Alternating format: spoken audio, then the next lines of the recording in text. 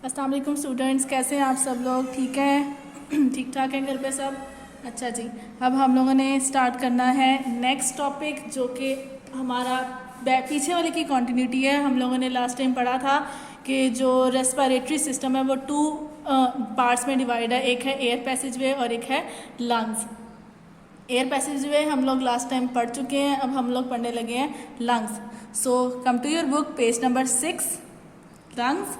All the alveoli on one side constitute a lung, यानी कि जितने एल्विलाई एक साइड पे हैं वो सारे कंबाइन करके क्या बना देते हैं, एक लंग बना देते हैं। अब एक साइड का क्या मतलब है, हमने कल पढ़ा था लास्ट टॉपिक में कि आपके जो ब्रोंकाई है वो फर्दर टू में डिवाइड हो जाते हैं, एक लेफ्ट साइड पे एक राइट साइड पे। ठीक है, सो जो लेफ्ट साइड के जितने ब्रोंकाई से ब्रोंकियोल्स, एल्वुलर डक्ट्स और एल्वुलाई हैं वो लेफ्ट साइड का लंग बना देंगे। राइट साइड के जितने ब्रोंकियोल्स, आगे एल्वुलर डक्ट्स और एल्वुलाई हैं वो राइट साइड का लंग बना देंगे। सो हमारे अंदर कितने लंग्स हुए? 2 लंग्स हुए, या फिर आप कह सकते हो pair of lungs. There is a pair of lung in the thoracic cavity. So हमारी थोरेसिक कैविटी यानी कि जो चेस्ट कैविटी है उसमें कितने लंग्स हैं? पेयर ऑफ लंग्स हैं। The chest wall is made up of 12 pair of ribs and the rib muscles called intercostal muscles. अब हमारे जो लंग्स हैं वो किन के अंदर हैं? वो रिब्स में हैं। रिब्स यानी कि अगर आप अपने स्केलेटन को थोड़ा सा देखो तो स्केलेटन में जो आपकी चेस्ट वाली जितनी भी स्केलेटन की बोन्स हैं उन बोन्स को हम लोग रिब्स का नाम देते हैं। और वो हमारी चेस्ट में कितनी रिब्स हैं? 12 पेयर ऑफ रिब्स हैं। ठीक है, और उन रिब्स के बीच में मसल्स हैं जिनको हम नाम देते हैं intercostal muscles. A thick muscular structure called diaphragm is present below the lungs. Lungs के नीचे क्या प्रेजेंट होता है? डायाफ्राम प्रेजेंट होता है। एक थिन सा मेम्ब्रेन लाइक स्ट्रक्चर है जो कि आपके लंग्स को हेल्प करता है जब वो ब्रीद इन और ब्रीद आउट करते हैं। ठीक है, अब अगर आप इस साइड पे ये देखो, ये आपके 2 पेयर्स ऑफ लंग्स आ गए। ठीक है, इनके ऊपर रिब्स होती हैं और यहाँ इनके नीचे एक बारीक सी लेयर होती है मेम्ब्रेन की जिसको हम लोग डायाफ्राम का नाम दे रहे हैं। क्लियर? अच्छा जी, अब आ जाए। The left lung is slightly smaller and has 2 lobes and the right lung is bigger with 3 lobes. Again अपनी इसी डायग्राम को देखो तो आपको पता चलेगा कि आपके लंग्स में थोड़ा सा स्ट्रक्चरल डिफरेंस है। लेफ्ट लंग आपका छोटा है, राइट लंग आपका थोड़ा सा बड़ा है। इसके अलावा लेफ्ट लंग में 2 लोब्स हैं जबकि राइट लंग्स में 3 लोब्स हैं आपके। ठीक है, अच्छा जी, उसके बाद अब ये किससे बने हैं, क्या है, अब इसके बारे में थोड़ा पढ़ते हैं। They are spongy and elastic organ. पहले तो उन्होंने ऑर्गन के बारे में बताया कि ये आपके ऑर्गन है और ये किस तरह की है? स्पॉन्जी है। स्पॉन्ज आप समझते हो क्या होता है? यानी कि अगर आप अपने डस्टर को ही ले लो तो जो आपका क्लास का जो डस्टर है वो स्पॉन्ज है। अगर आप उसको पानी में डिप करते हो तो वो पानी को अपने अंदर जज्ब कर लेता है। तो स्पॉन्ज एक ऐसा मटीरियल है जो अपने अंदर पानी को जब पानी के अलावा गैसेस को भी अपने अंदर जज्ब कर लेगा। इसके अलावा वो इलास्टिक है। इलास्टिक मतलब थोड़ा सा स्ट्रेचेबल है, इलास्टिसिटी है। स्ट्रेचेबल है तभी तो उसके अंदर ढेर सारी ऑक्सीजन आपकी गैसेस अंदर जाती हैं और फिर वो थोड़ा सा एक्सपैंड होता है, फिर उसमें एक्सचेंज ऑफ गैसेस होता है और फिर वो रिलीज अपनी गैसेस को आपकी बॉडी से बाहर कर देता है। The lungs also have blood vessels that are the branches of pulmonary arteries and veins. Each lung is enclosed by 2 membranes called the outer pleural membrane and the inner pleural membrane. अभी हमने last अपने उसमें topic में बात की थी कि आपके लंग्स की जो एल्वुलाई हैं, एल्वुलाइज के साइड पे कैपिलरीज हैं, आर्टरीज और वेन्स डिवाइड हो रही हैं और वो कैपिलरीज बना रही हैं। सो यहाँ पे उन्होंने आपको यही बात बताई है कि ब्लड के साथ लंग के साथ आपकी ब्लड वेसल्स भी हैं जो कि आपके लंग तक हार्ट से ब्लड को ला रही हैं और फिर उसमें एक्सचेंज ऑफ मटेरियल हो रहा है और लंग से वापस हार्ट के पास जा रही हैं। इसके अलावा वो कह रहे हैं कि जो आपके लंग्स हैं उन पर अल्लाह ताला ने मेम्ब्रेन्स बना दी हैं। ठीक है, वो मेम्ब्रेन्स क्यों बनाई है अल्लाह ताला ने?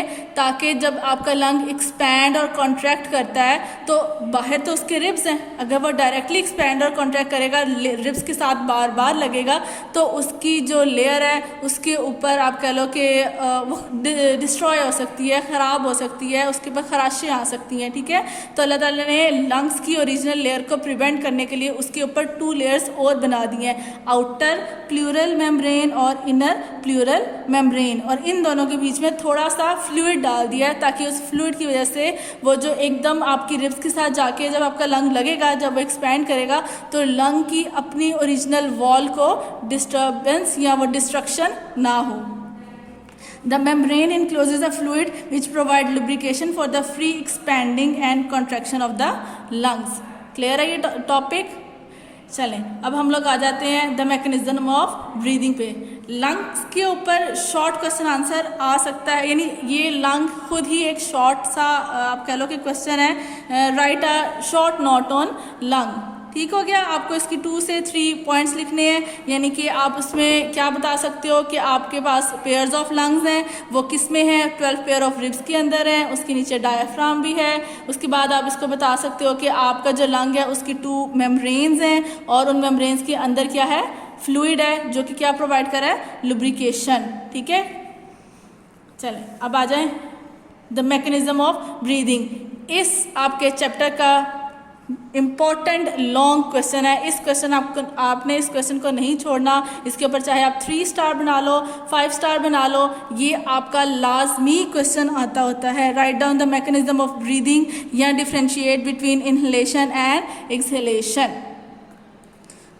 The physical movement associated with the gaseous exchange are called breathing। ये हम पहले भी डिस्कस कर चुके हैं अपने फर्स्ट लेक्चर के अंदर।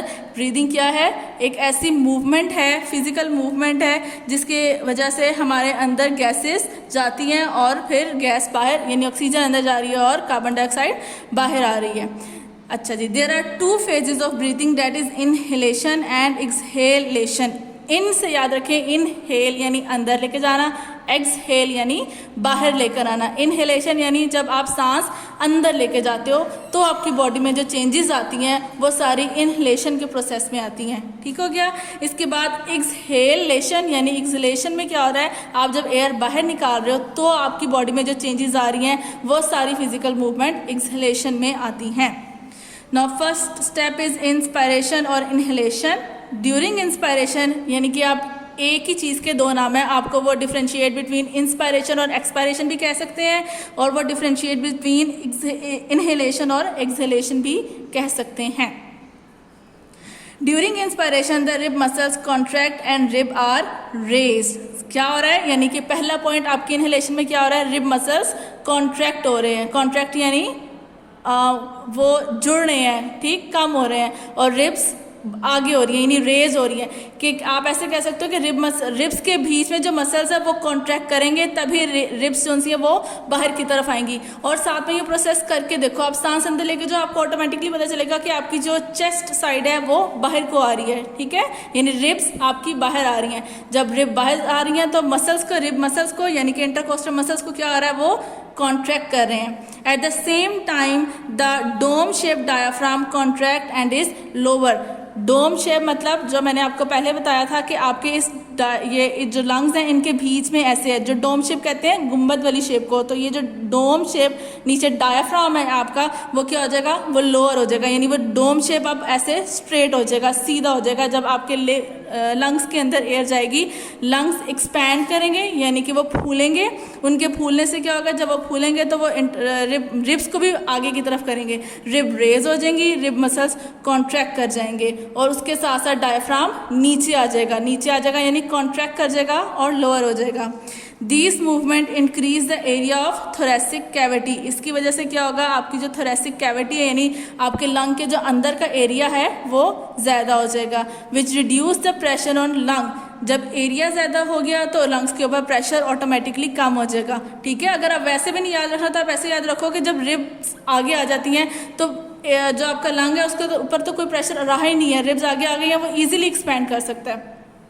As a result, the lung expand and the air pressure within them also decreases। तो इसके रिजल्ट में क्या होता है कि लंग्स में एयर अंदर आती है, लंग्स एक्सपैंड कर जाते हैं, एयर प्रेशर डिक्रीज हो जाता है। The air from outside rushes into the lungs to equalise the pressure on both side. अब जब लंग्स के अंदर प्रेशर कम है, बाहर एयर का प्रेशर ज़्यादा है, तो ऑटोमेटिकली बाहर से अंदर एयर जो सी है वो आपकी लंग्स के अंदर आएगी और वो दोनों साइड पर आपकी एयर को इक्वलाइज कर देगी। सो नेक्स्ट आ जाए एक्सपायरेशन। एक्सपायरेशन में इन्हेलेशन का बिल्कुल ऑपोजिट आ जाएगा। अगर वहाँ पे इन्हेलेशन में रिब मसल्स कॉन्ट्रैक्ट कर रहे हैं तो एक्सपायरेशन में रिब मसल्स रिलैक्स करेंगे। इन्हेलेशन में रिब मसल्स रेज्ड हो रहे थे, यहाँ पे rib muscles go back to their original position, ठीक है, वो वहाँ पे रिलैक्स कर जाएंगे। डायाफ्राम कॉन्ट्रैक्ट होकर लोअर हुआ था, एक्सपायरेशन में डायाफ्राम रिलैक्स हो जाएगा और वापस अपनी डोम शेप पर आ जाएगा। उसकी वजह से क्या होगा कि वहाँ पे आपकी इन्हेलेशन में स्पेस जो सी थी वो ज़्यादा हो रही थी, यहाँ पे स्पेस कम हो जाएगी। वहाँ पे प्रेशर कम हो गया था, यहाँ प्रेशर ज़्यादा हो जाएगा और आपके लंग्स में से एयर बाहर आ जाएगी। यानी आपका बिल्कुल इंस्पायरेशन का ऑपोजिट है एक्सपायरेशन। आप इंस्पायरेशन को याद कर लोगे, एक्सपायरेशन आपका ईजी हो जाएगा। Expiration, after the gaseous exchange in the lungs the impure air is expelled out in exhalation. जब आप इन्हेलेशन करोगे, आपने इन्हेलेशन की, आपकी लंग के अंदर एयर गई, थोड़ी देर के लिए वहाँ पे विद इन सेकेंड्स आपकी एल्विलाई से कैपिलरीज में ऑक्सीजन चली जाती है और कैपिलरीज में से कार्बन डाइऑक्साइड आपकी लंग्स में वापस आ जाती है। जब वो वहाँ पे गैसियस एक्सचेंज हो जाती है उसके बाद वो एयर वहाँ से कार्बन डाइऑक्साइड अब आपकी बॉडी से बाहर आती है। उस प्रोसेस का नाम देते हैं exhalation. The rib muscles relax bringing the rib back to the original position. The diaphragm muscle also relaxed and it get raised dome shape. This reduce the space in the chest cavity and increase the pressure on lungs. The lungs contract and the air is expelled out of them. कुछ difficulty इसमें मैंने अभी आपको ये सारी बातें पहले ही बता दी हैं कि जो आपने इन्हेलेशन का प्रोसेस पढ़ा है उसके अंदर जो भी आपकी यानी पॉइंट्स आए हैं, फिजिकल मूवमेंट हुई है, उनका टोटल ऑपोजिट आ जाता है आपका एक्सपायरेशन में। ठीक हो गया। ये तो आपका था एक लॉन्ग फुल फ्लैज क्वेश्चन। यहाँ तक वो क्वेश्चन आपका कंप्लीट हो जाता है। आपने इसको किसी भी कीमत पर छोड़ना नहीं है, इसको अच्छे से याद कर लेना है। मैं वंस अगेन आपको ये बात बता रही हूँ। चलें नीचे वाले पैराग्राफ पे आ जाएं। Human breath 60 to 20 times per minute in normal circumstances that is at rest. अगर आप नॉर्मली बेड पे बैठे हो, टीवी देख रहे हो या आप किसी से बैठ के बातें कर रहे हो तो उस टाइम पे आपका जो ब्रीदिंग रेट है वो 16 to 20 टाइम्स होता है। बहुत सारे बच्चे इसको 70 टाइम बोल देते हैं। वो 70 टाइम वाला आपका ब्रीदिंग रेट नहीं होता, वो हार्ट रेट होता है। ठीक है, इस चीज़ को याद रखना। आपका ब्रीदिंग रेट 16 to 20 टाइम पर मिनट होता है, जबकि जो आपका हार्ट रेट है वो 70 to 72 टाइम या 75 टाइम रेंज करता है, वो पर मिनट पे होता है एट योर रेस्ट कंडीशन, यानी जब आप नॉर्मल कंडीशन पे हो।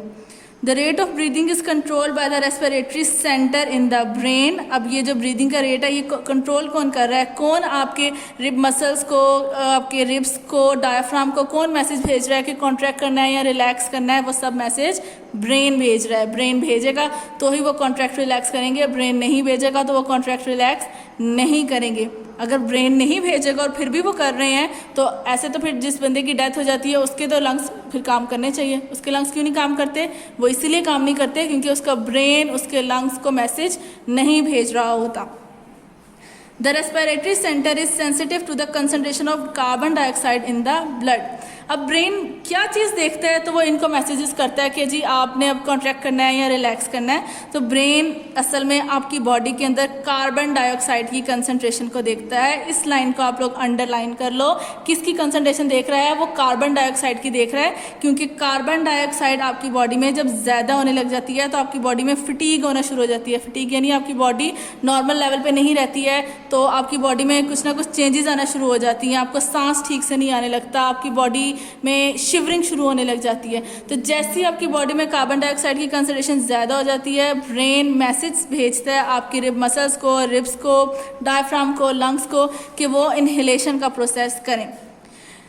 When we do exercise or some hard job, our muscle cells carry out cellular respiration at greater rate.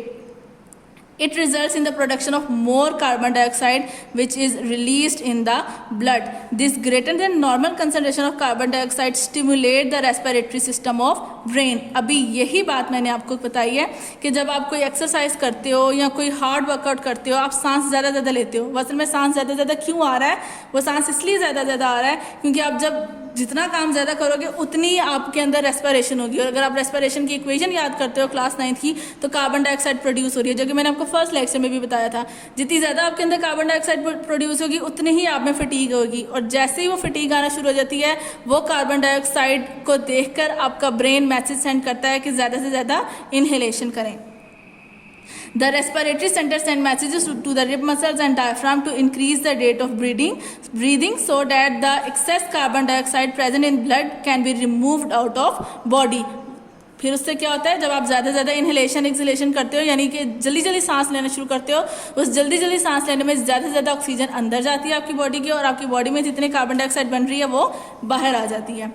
During exercise or other hard physical work, the breathing rate may increase up to 30 to 40 times per minute.